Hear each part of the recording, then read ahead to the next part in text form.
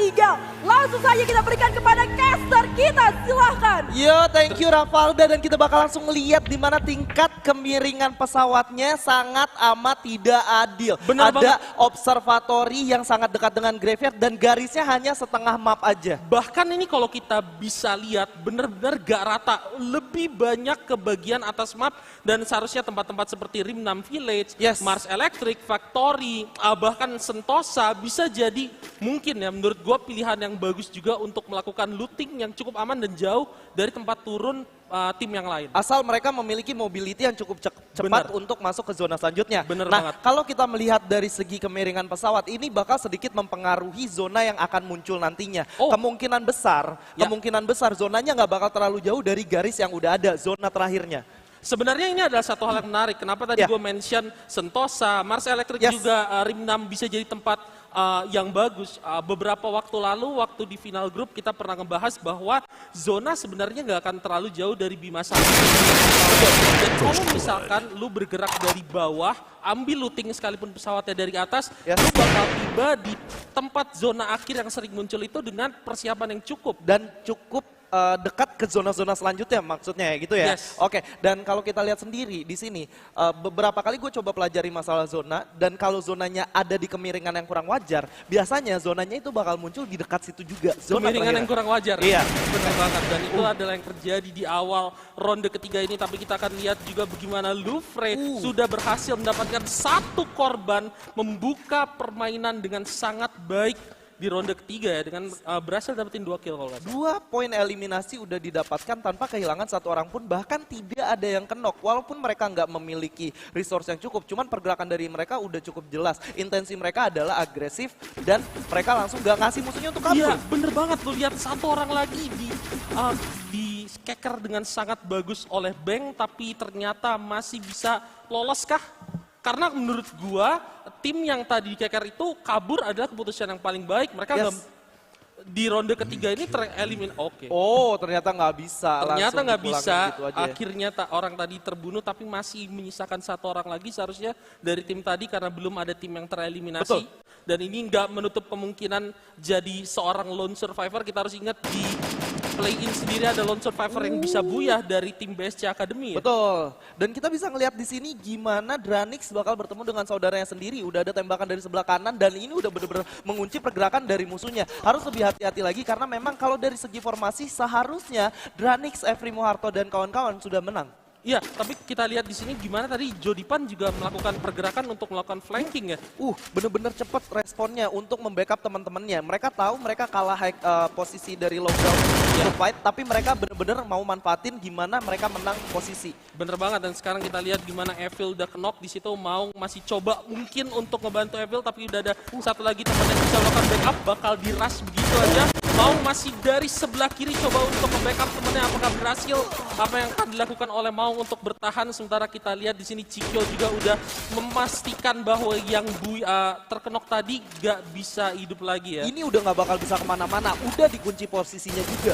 Bener banget, kita lihat di sini udah ada satu orang lagi yang kenok dari Jodipan. Dan begitu ya, juga dengan Evri, dan yes, Dranik Dauntless ternyata berhasil mengeliminasi 2 tim yang buya berturut-turut sebelumnya. oh my lord, ini bener-bener kayak mimpi buruk yang baru gue bilang tadi. Ketika lu nggak bisa mencoba menjaga mentalitinya, ini yang bakal terjadi. Memang dari segi posisi udah agak sulit juga. Dan posisi yang dimiliki oleh Moharto dan kawan-kawan itu udah oke banget. Gimana dia ngejepit musuhnya dari sebelah kanan, dan ada posisi dari low ground yang dimana mereka bisa nembak musuh, tapi begitu ditembak balik ngumpetnya gampang banget. Dan ditambah lagi kita lihat permainan yang lebih agresif. Yes. Yang ditunjukin oleh beberapa tim. Kita lihat tadi di awal ada tim yang berhasil dapetin 3 kill. Betul. Sekarang Dranik Dauntless yang berhasil ngeratain Dranix Vendetta. Emang ini adalah momentum yang paling pas kalau misalkan lu pengen coba ngejar posisi atau mengamankan posisi yang aman di 6 tim yang bakal lolos. ke Betul, grand final. karena mengingat udah bisa nunggu lama-lama lagi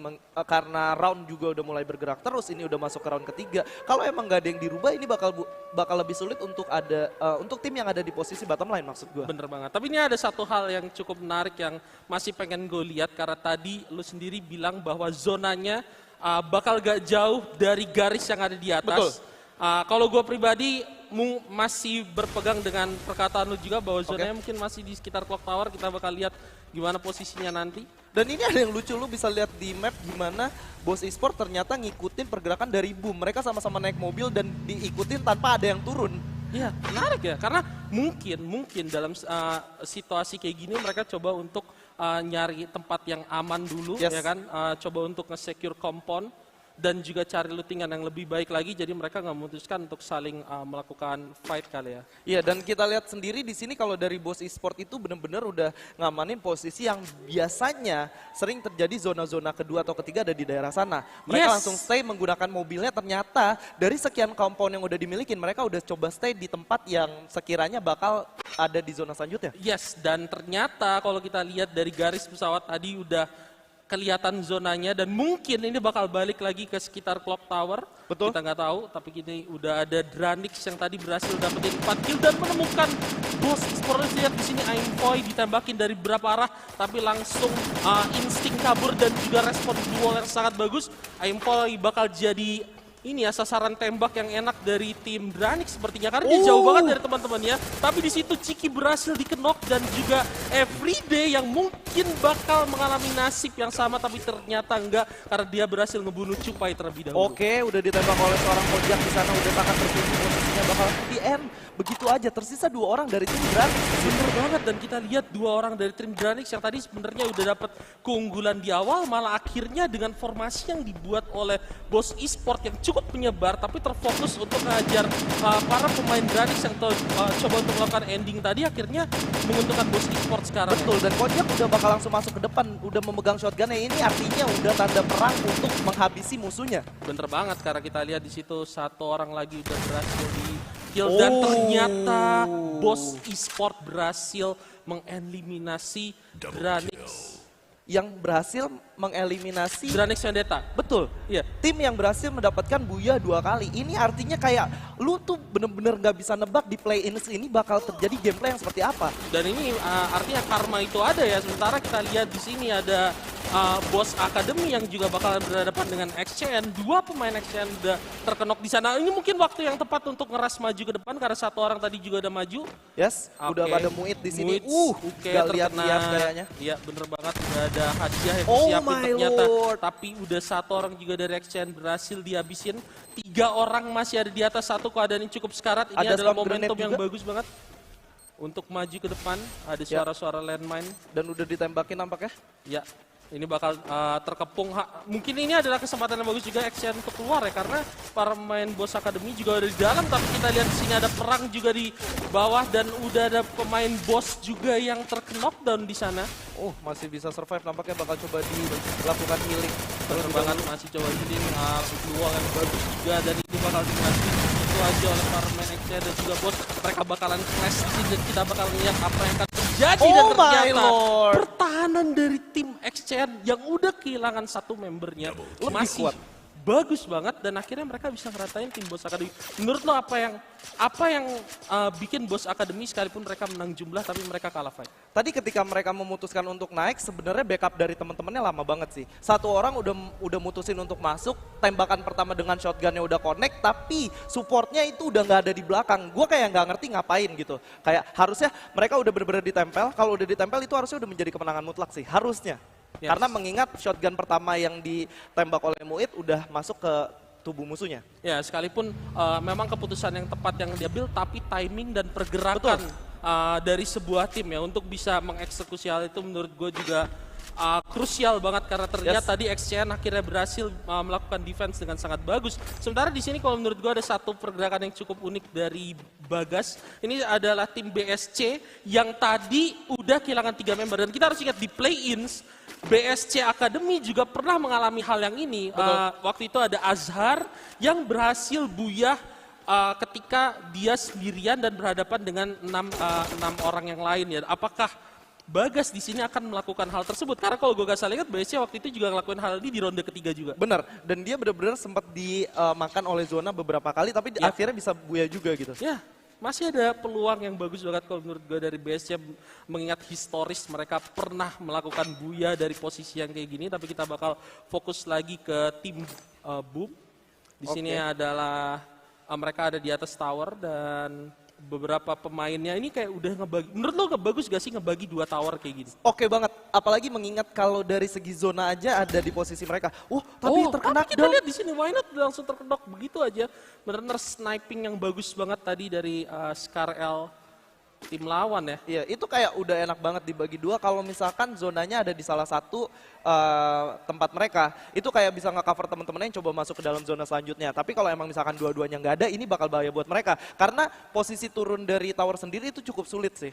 Cukup sulit Ya. untuk aman ya. Untuk Betul. aman dan itu rentan banget untuk jadi sasaran empuk tembakan. Apalagi kalau kita perhatiin di Boom sendiri mereka sepertinya diapit oleh 2 tim. Di sini ada tim nomor 8 dan juga tim nomor 2 ya. Betul. Dan oke, kita bakal ngeliat di sini gimana udah tersisa 31 orang hidup dan 9 tim yang masih coba fight untuk mendapatkan buya di game ketiga kali ini ya. Permainan dengan tempo yang lebih cepat ya bisa dibilang dari Betul. game yang sebelumnya karena udah ada 3 tim yang tereliminasi. Sekalipun kita lihat di sini beberapa tim yang masih ada coba untuk bertahan dan sepertinya Boom juga udah ditembakin dari tim nomor 2 yang dari arah Clock Tower ya. Yap. Karena tadi Guns udah selamat dan Dan dihancurin mobilnya. benar. Dan di sini Bikin- Why Not dia akhirnya harus pakai medkit dan udah ada airdrop yang disummon. Ini bakal ngebantu juga setidaknya untuk dapetin senjata yang lebih bagus apalagi kalau misalnya mereka bisa dapat pelontar ya. Bener banget. Kalau mereka bisa dapat pelontar udah enak banget. Kayak ketika musuh mau ngeras juga bisa lebih gampang untuk mereka coba nembak arah bawah walaupun kemiringannya bakal lebih sulit sih. Benar, dan kita akan lihat gimana pergerakan dari zona itu sendiri karena udah warningnya udah keluar ya kan. Ya. Dan bagaimana pergerakan dari tim nomor 8 sendiri yang mungkin kalau misalnya mereka pengen masuk ke dalam mereka harus berhadapan dengan Boom terlebih dahulu.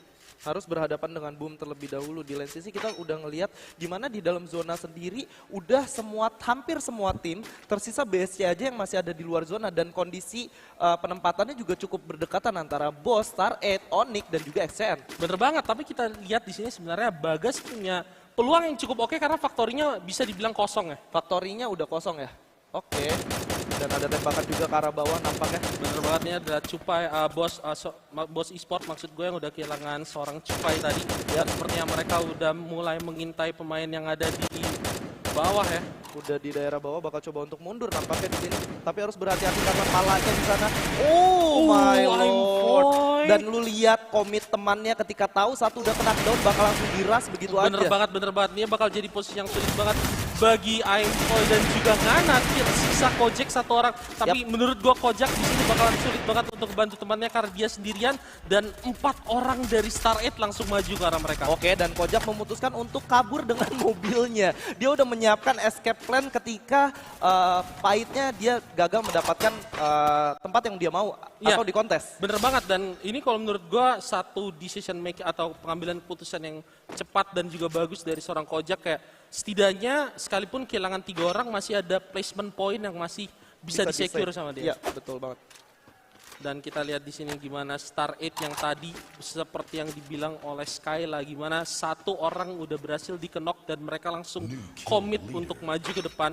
Betul. Benar-benar keputusan yang sangat bagus. Mereka berhasil dapetin 2 kill, masih ada 4 orang yang hidup juga dan mereka ada di dalam zona ya. Ya, dan di luar zona di sini ada XCN dan Onyx yang sebenarnya harusnya mereka udah saling tahu. Otomatis ketika mau masuk ke zona selanjutnya mereka bakal melakukan fight terlebih dahulu sih, harusnya. Ya, tapi kita lihat juga kalau misalkan dari minimap di bagian bawah di sini udah ada BSC Bagas yang sebenarnya pengen lari ke arah Pochinok coba masuk ke dalam zona lewat pick tapi udah dibayang-bayangin sama Anang. Ya, itu dia. Sementara Ether sendiri udah ngeliat XCN yang lagi coba masuk ke dalam zona. Udah ada tembakan dari seorang Rahmat ke arah XCN Ren. Dan Onyx bakal coba bergerak dari bawah. Amek mencoba menggambil low ground untuk menghempit Star 8 yang udah ada di depannya mengunci pergerakan dari teman-temannya. Bener banget, sementara di tengah sendiri udah ada bos Kojak yang posisinya sendirian dan mungkin gak bakal dinotis dulu untuk sementara waktu. Untuk sementara waktu. Dan ini mungkin bisa ngasih placement point yang tinggi juga buat mereka seperti yang diambil keputusannya oleh Kojak ketika Betul. tadi 2 temannya mati ya. Nah, dan kita lihat Amek udah ada di bawah. Kalau sekiranya Onyx bisa menahan lebih jauh, ini bakal menjadi satu pergerakan yang sangat berbahaya dari seorang Amek. Dan seperti yang lu bilang tadi, gimana Onyx benar-benar sulit banget untuk masuk ke dalam zona karena dia di atas berhadapan dengan Ether, di bawah mereka berhadapan dengan Star 8 dan sekarang para pemain Onyx udah berhasil diratain satu persatu ya. Satu orang udah berhasil di-kill setidaknya oleh main Star 8. Betul, dan kita bakal ngeliat ternyata zonanya masih ada di daerah Star 8, Louvre, dan juga Boss. Holy moly. Ini bakal sulit banget buat Ether, XCN, dan juga Onyx yang tersisa sendiri. Amek nampaknya yang bakal bertemu dengan BSC Bagas. Bener banget, dan kita lihat sekarang gimana Maka sendiri juga coba untuk masuk ke dalam, lari tapi dia ditembakin dan dia harus ke spam glue wall. Sekalipun menurut gua peluangnya untuk selamat itu sulit, tapi bakal kita lihat satu pelontar yang bagus banget dari Rain, satu lagi dikeluarin tapi belum berhasil mendapatkan hasil yang dia inginkan karena terpentok sama glue wall. Sepertinya sementara dari kanan ada musuh yang maju ke arah dia dan seperti ini bakal jadi pertahanan terakhir. Tapi udah ada glue wall gun juga, dia maju dengan glue wall gunnya sambil coba untuk mendekati ke arah pemain Ether. Sementara itu dia udah ngelepasin tembakan, satu orang berhasil dikenok. Apakah Rain di sini bisa ngeratain para pemain Ether yang sepertinya bakal terhimpit dengan zona juga? Iya, dan zona udah mulai masuk juga, ini bakal bahaya banget buat kedua tim kalau terlalu lama. Dan udah ada fight juga antara tim Star 8 dan MNS di sini, Ya, Minions. bener banget, tapi sementara kita lihat gimana para pemain Ether yang masih coba untuk masuk ke dalam dan bakal dihalangin lagi-lagi sama XR. Dan udah ada satu ledakan yang berhasil mengkenok satu pemain Ether dan sepertinya bakal dimajuin begitu aja oleh para pemain XCN, bakal jadi fight. Tapi di sini kita lihat Star 8, Gary dan Hayabusa ya udah lagi melakukan healing juga, coba untuk mempertahankan posisi mereka tadi. Ya, dan lagi-lagi Bos Kojak masih tersisa sendiri di tempat yang sama sampai zona terakhir. Dan dia setidaknya bisa dapetin posisi untuk 5 besar. Betul.